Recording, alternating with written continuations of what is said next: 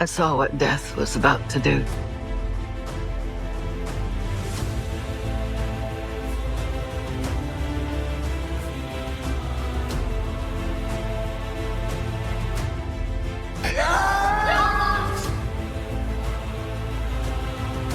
Maybe Death's not actually coming for our family. Because that would be crazy. Something's got a hold on the air. Good luck. Welcome to Movie Recap Time. On a bright sunny morning, Iris and her boyfriend Paul are heading to the prestigious Skyview Hotel to celebrate their anniversary. Iris persistently asks Paul for clues about their destination, but he refuses to give anything away. When they finally arrive, Iris is pleasantly surprised to see the hotel is already open and that he managed to get tickets. They take a photo at the entrance and head toward the elevator. To Iris's dismay, the elevator is extremely crowded, but she enters anyway. The elevator attendant begins entertaining the crowd, sharing that the hotel stands 494 feet tall, is built with green force concrete and steel, and was completed in just 5 months. At the top, the view is breathtaking, with live singers performing and a wide variety of cuisine available. Paul approaches an employee and says he has a reservation under the name Campbell. But after checking the list, the employee can't find the name and politely asks them to leave. To avoid being kicked out, Iris suggests they pretend to be guests. Looking out at the view, she tells Paul how happy she is to be with him. As she tries to pin a rose on his suit, she pricks her finger on the thorns. Paul offers to get them some champagne while Iris, feeling nauseous, excuses herself and finds a quiet room to compose herself. Meanwhile, the cork from the champagne hits a chandelier above, knocking loose a small piece that cracks the glass.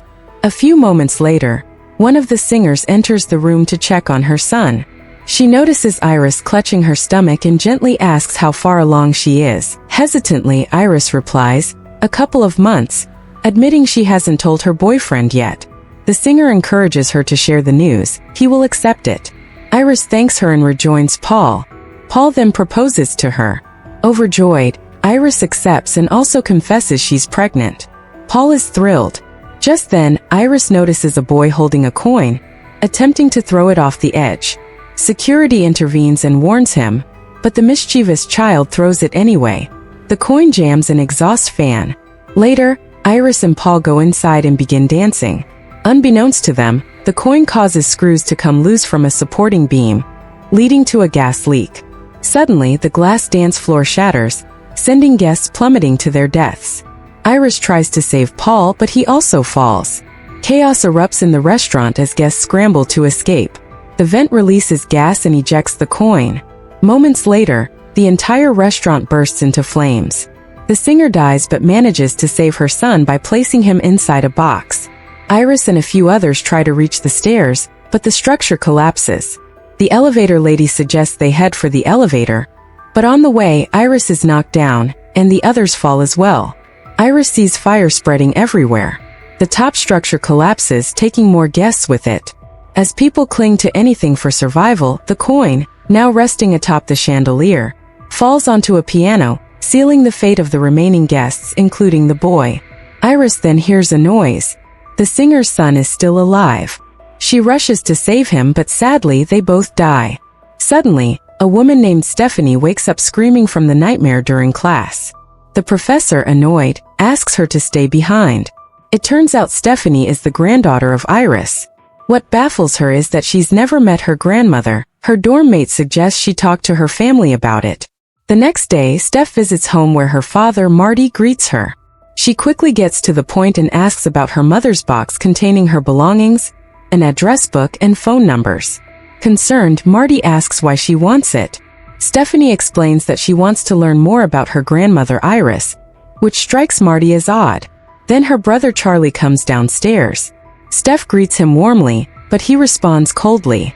Charlie tells their dad he's heading to their cousin's. Steph offers to drive him. In the car, Steph questions Charlie's distant behavior, but he flips it, asking why she's even there, since she only comes home for the holidays. With a sigh, Steph opens up about her recurring nightmare of their grandmother falling to her death. She admits it's affecting her grades and putting her scholarship at risk. They arrive at their cousin's house and are greeted by Eric and Bobby. Julia comes downstairs, gives Steph a quick hi, and then immediately turns to Charlie to ask if his crush Jenny said yes. He nods. Feeling hurt, Steph laughs awkwardly and asks Charlie why he never told her about his crush. Jenny takes over the conversation, so Steph walks off. Steph walks away to find her aunt, Brenda, and asks where her Uncle Howard is. Brenda steps outside to call him in. Howard arrives to greet his niece. Steph immediately brings up her grandmother, Iris. Brenda and Howard's faces fall as Steph explains that she's been having recurring nightmares of her grandmother falling from the Skyview Hotel 50 years ago. They both tense up and swallow hard. When Steph pushes for answers, Howard opens up and tells her that after their father died, Iris suffered a complete mental breakdown and became obsessed with theorizing all the ways people could die. It got so bad that the state had to remove him and Steph's mother, Darlene, from Iris's custody. Iris didn't stop after that. She continued sending disturbing obituaries and strange letters, forcing them to relocate.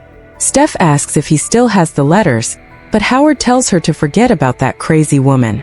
After he leaves, Steph pleads with Brenda, who finally tells her the letters are in the bottom drawer. Steph finds the box, discovers an old photo of Iris and an address.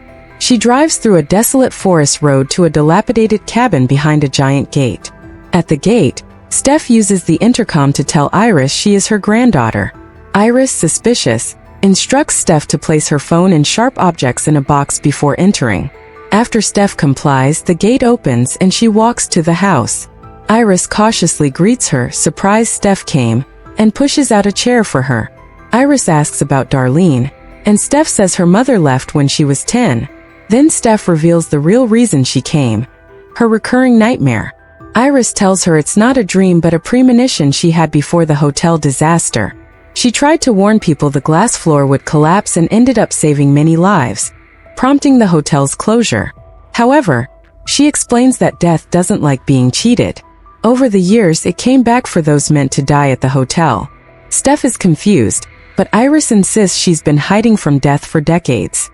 2 months ago, she was diagnosed with cancer, the same time Steph began having nightmares. Iris theorizes her illness may have passed the premonition gift or curse to Steph. Iris grabs a book from the table, accidentally moving a magnifying glass, which begins to burn the rope holding a plant. She hands the book to Steph, explaining it contains thousands of documented ways people could die. She has used it to avoid death countless times. Iris urges Steph to stay, warning death is after the family. She notices the burning rope and warns that death is already plotting to kill her. Steph, thinking her grandmother is mentally unwell, leaves. As Steph walks away at 8:31, Iris appears behind her with the book, asking her to wait. She wants to prove she isn't crazy. At that moment, a wind vane breaks loose and fatally crashes into Iris. The next day, the family gathers for Iris's funeral. Steph tells her father and uncle that Iris warned her death is coming for the family. Suddenly, Darlene arrives, upsetting Steph, who storms out. Charlie follows her and urges her to give their mother a chance, but Steph says Darlene abandoned them. They argue. Charlie accuses Steph of being emotionally distant since college. The next day, at a family barbecue hosted by Howard, Steph stays home. Bobby stacks glasses, but one breaks and a shard ends up in the ice cubes. Later, Darlene joins the gathering. With drinks in hand, Howard makes a heartfelt toast. Meanwhile, Steph flips through Iris's book and finds a coin. She looks through pages filled with notes and illustrations of bizarre deaths, from fires to freak accidents. Howard approaches Darlene, who says his family seems united, while hers is shattered. Howard gently says everyone deserves a second chance and offers her a key to his house, which she declines, saying her kids are better off without her. Steph tries calling her cousins, but they don't answer. Meanwhile, Howard joins his sons on the trampoline. Darlene suddenly yells for him to stop and pulls a rake from beneath the trampoline. Moments later, Steph arrives. As the trampoline breaks, Julia turns suddenly and knocks over her glass. The ice shard falls to the ground. As Howard walks towards Steph, he steps on the shard, and a leaf blower starts, killing him on the spot. Determined to end the death cycle, Steph refers to Iris's book and finds someone named JB, who cheated death. She posts her findings on a wall and gathers the family. She explains that Iris documented hundreds of obituaries, people who were meant to die at the hotel but survived due to Iris's warnings. They all died later in the same order she predicted. Because so many survived, death took years to reach them all, with Iris being the last, or so they thought. Steph reveals that one child Iris dreamed about is still alive. The family is skeptical. She elaborates that because death took so long to reach the survivors, they had families who were never meant to exist. She explains that Brenda and her father are safe since they aren't part of Iris's bloodline. Death follows age order, starting with Howard's family branch because he was the oldest. After Howard, it will be Eric, Julia, and Bobby. Then it will be Darlene, and finally Steph. And finally, Charlie enters the scene. Steph adds that she's hopeful they will survive, because in Iris's notebook, there's a reference to a person named JB, who knows someone that defeated death. Brenda, overwhelmed, walks out of the room. Marty scolds Steph. The cousins aren't pleased either, accusing Steph of turning their father's death into a conspiracy theory. That night at the tattoo shop, Eric is doing a tongue piercing when his boss tells him to close up. After the client leaves, Eric plays metal music and begins disinfecting the chair. He gets a message from Steph, and seeing his father's photo on his phone wallpaper saddens him. He turns on melancholic music and tattoos Dad on his wrist. Suddenly, a doll falls from the counter, knocking over a pen holder, which then tips a glass. As Eric rushes to see what happened, he spills the disinfectant. While cleaning the glass shards, a chain from the ceiling loosens and hooks onto his nose ring. As he struggles to free himself, the lamp falls, igniting a fire that engulfs the shop. The next day, a disheveled Steph wakes up her brother, saying Eric hasn't answered her calls. They decide to go to Eric's house. Just then, Steph nearly runs over Eric. As they get out of the car, they ask if he's okay. Eric says he is, and a firefighter told him he was lucky to be wearing his leather jacket. Steph, confused because he should have died, warns him to be careful around the kids playing soccer. She theorizes that a trimmer might fall onto the person using the leaf blower, which could create a suction burst, blowing leaves into a child's eyes, causing them to miskick the ball straight into Eric's face. Julia walks out and joins them. Steph warns Eric again to stay away from the truck, but he doesn't listen. Julia starts jogging toward it, and everything happens exactly as Steph predicted. They run toward the garbage truck to save Julia, but they are too late. She's crushed to death. Steph blames herself for misreading the order. Brenda tearfully confesses that Steph got it wrong because she had an affair with a man named Jerry. Feeling betrayed, Eric storms off. Bobby asks Steph if, by following the order, he'll be next. Steph silently nods. Charlie tells the group that Steph figured out how Eric might have died and says if anyone can save them, it's her. His mother agrees, but Marty objects, telling his ex-wife to stay out of it. Bobby brings up that Steph mentioned someone named JB, who knows a person who cheated death. Steph confirms it.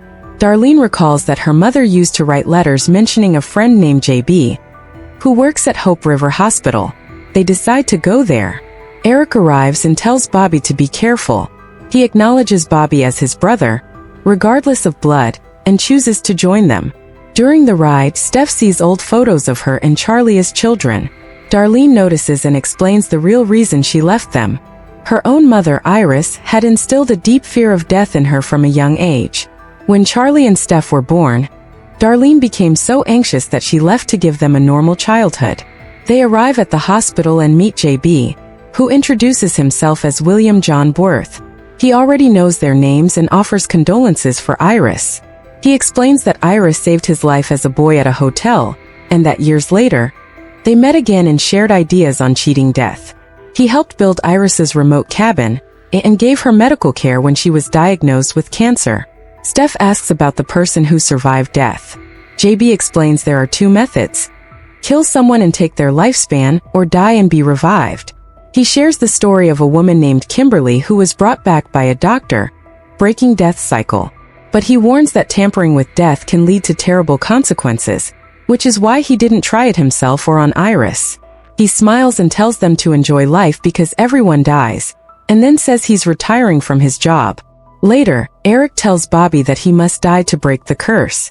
They notice newborn babies and a disturbing idea crosses their minds, but they dismiss it. Charlie realizes Eric and Bobby are gone. Eric assures him they're still in the hospital and that if he dies, he will be revived. Since Bobby is allergic to nuts, Eric picks the chocolate with nuts from the vending machine. The machine jams, so Eric goes behind it to shake it. It almost falls on Bobby, but finally the chocolate drops with a spring. They head to the MRI room. Eric tells Bobby to stay put while he fetches a wheelchair. When the door closes, it accidentally triggers the MRI machine. Meanwhile, Darlene, Charlie, and Steph look for them. Eric returns and asks Bobby for the EpiPen. Bobby eats the chocolate and starts reacting. Eric tells him to sit while he administers the shot. The MRI machine's magnetic field strengthens. A manual override button pops up. Eric's phone gets sucked in, activating the machine. The magnetism pulls on Eric's piercing in the wheelchair, crushing him. Bobby crawls over and injects the EpiPen. A hospital staffer notices metal objects drifting toward the room. Inside, the vending machine spring flies across the room and kills Bobby. Steph, Charlie, and Darlene find the aftermath. Steph then proposes they go to Iris's cabin, as Iris had survived death for decades. They hug and prepare to go. A coin from Iris's notebook falls and is picked up by a passing grandmother. Since Darlene is next on death's list, Steph decides to drive. When they reach the cabin, they find the front gate is entangled with live wires from a nearby lamp. Touching it would mean electrocution. Steph floors the accelerator and drives through. Her seatbelt gets stuck, so she tells her mother and Charlie to go inside to protect Darlene. A spark from the wire jumps to the cabin, snapping a frayed rope. A flower pot crashes onto the stove, opening the gas valve. Gas leaks until a spark ignites it, causing a massive explosion. Charlie is pinned under the wreckage, but his mother saves him. Moments later, another collapse kills her. The blast sends their trailer into a lake. Charlie dives in and pulls Steph out, proudly telling her he broke the curse by reviving her. He says their mother died saving them. Days later, Charlie prepares for graduation. Before the ceremony, they visit Jenny's house. Charlie is crushed but determined. While Steph pins a flower to his suit, she gets pricked and feels déjà vu. The grandmother from earlier drops her wallet, and the coin rolls into a railway track. Jenny's father arrives and praises Charlie for saving Steph. Steph proudly says Charlie brought her back from death. But Jenny's father corrects her. Steph didn't die, she only lost consciousness, and Charlie helped her breathe again. This changes the rules. Suddenly, the train loses control on its track, killing both of them. Thank you for watching. Make sure to hit the like button. It really helps the channel grow. Don't forget to subscribe and turn on notifications so you never miss an exciting story. More thrilling recaps are on the way, and you won't want to miss them. Drop a comment below and let me know your favorite moment from this story. I'd love to hear your thoughts. Stay tuned, stay curious, and I'll see you in the next one. Movie Recap Time Team.